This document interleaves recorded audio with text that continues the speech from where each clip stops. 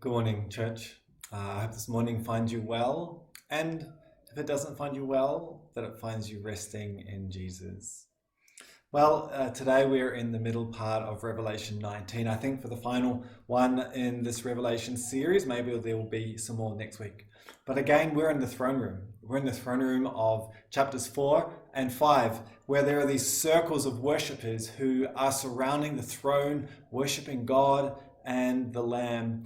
And here in Revelation 19, this worship is exuberant. It is wild. It's described as the roar of many waters and mighty peals of thunder. Like, this is incredible worship by an incredible crowd. And that will be us. For all who love and trust Jesus, we will be in that crowd one day. For everyone who has found life in him, we will be there. Well, the first part of chapter 19, there is this enthusiastic worship for the Lamb, for God, because of his just and righteous judgments, his perfect judgment on the rebellion of this world. But then the orientation of the worship changes.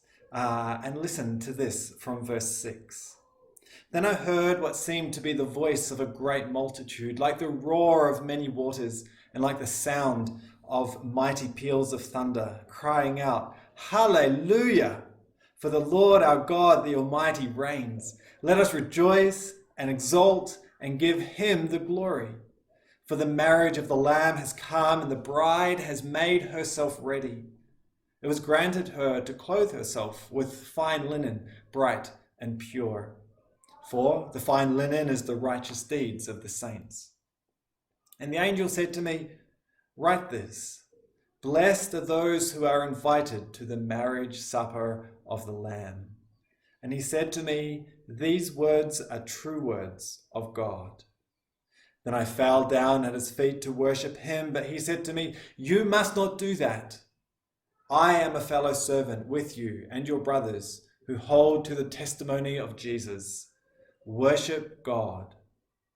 For the testimony of Jesus is the spirit of prophecy." So those words that we read, they're actually all that we get when it comes to the wedding feast, the wedding supper of the Lamb.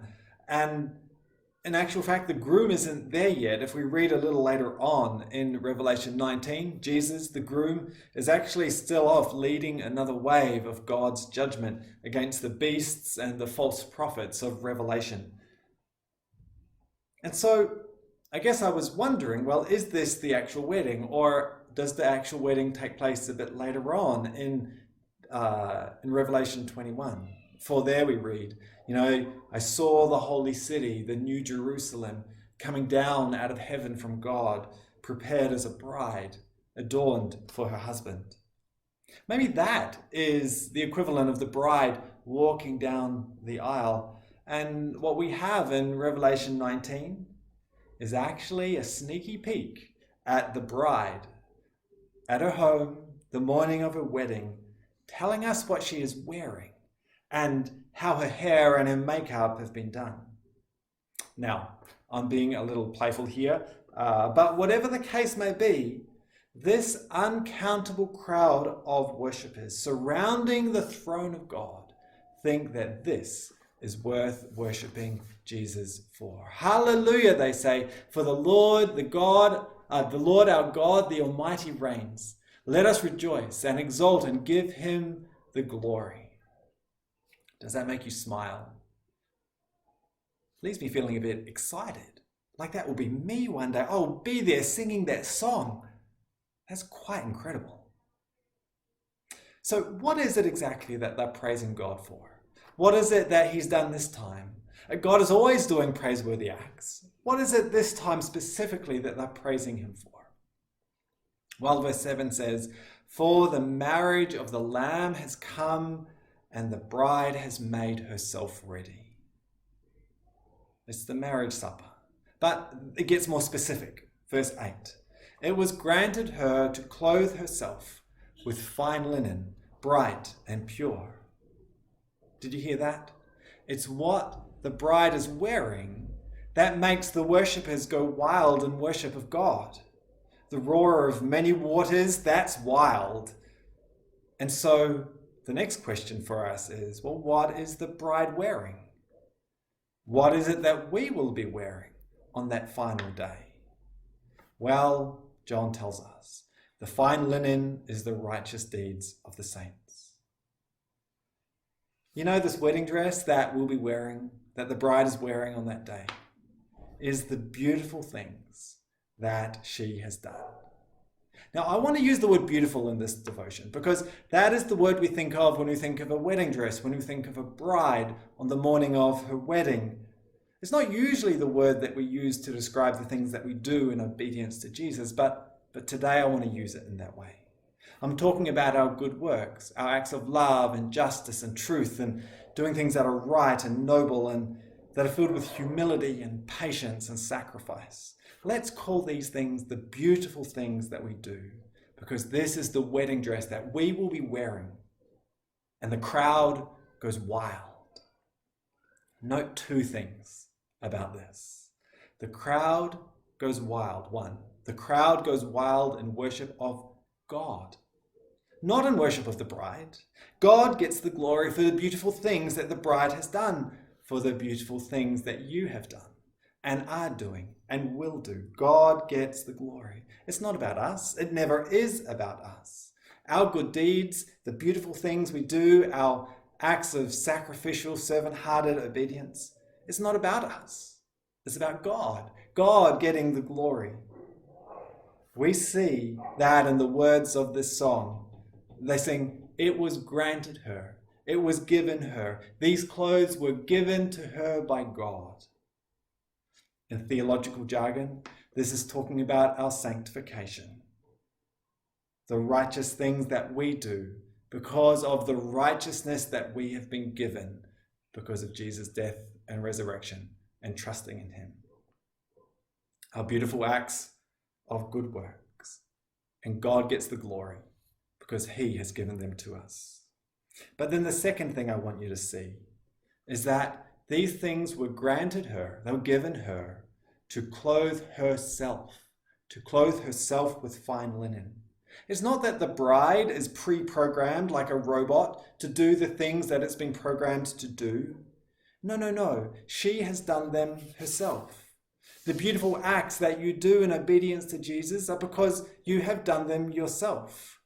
God gets the glory for them, but you have done them. Your own decisions, your own desires, it's you. You have done them.